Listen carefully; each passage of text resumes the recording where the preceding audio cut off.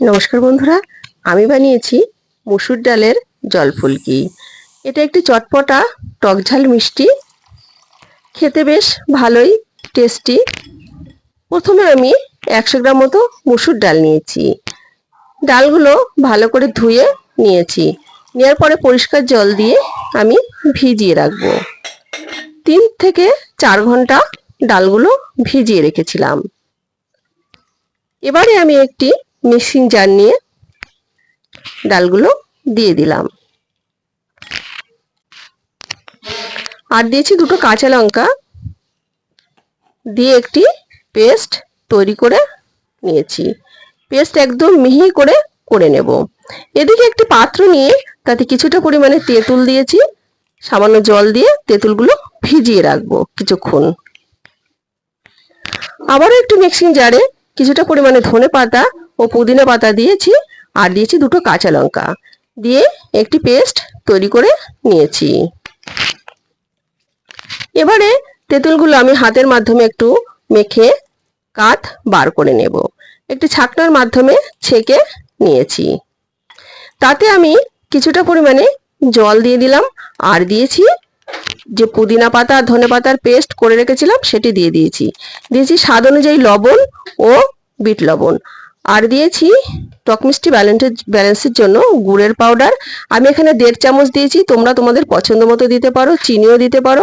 আর দিয়েছি লেবুর রস, আর আমি কিছুটা পরিমাণে পেঁয়াজ কুচি আর স্লাইস করে লেবু কেটে রেখেছিলাম সেটি দিয়ে দিলাম। দিয়েছি ভাজা মশলা, দিয়েছি চাট মশলা 1/2 চামচ মতো, আর সামান্য একটু কাশ্মীরি লাল লঙ্কা গুঁড়ো দিয়ে ভালো করে মিশিয়ে নিয়ে জলটি তৈরি করে নিয়েছি। এদিকে একটি পাত্রে নিয়ে তাতে আমি পেস্ট করা ডালটি দিয়ে দিয়েছি, আর দিয়েছি 1/2 চামচ জোয়ান, স্বাদ অনুযায়ী লবণ, হলুদ, একটু কাশ্মীরি লাল লঙ্কা গুঁড়ো দিয়ে ভালো করে মিশিয়ে নিয়েছি। এবারে দিয়ে দিয়েছি সামান্য পরিমাণে খাবার সোডা। ভালো করে আবারও মিশিয়ে হাতের মাধ্যমে ভালো করে ফেটিয়ে নিয়েছি। বেশ 5-7 মিনিট ফেটাতে হবে।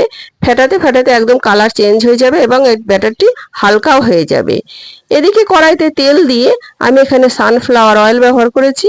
তেল গরম হয়ে আসলে আমি ব্যাটার থেকে হাতের মাধ্যমে ফুলকির আকারে তেলে ছেড়ে দিয়েছি।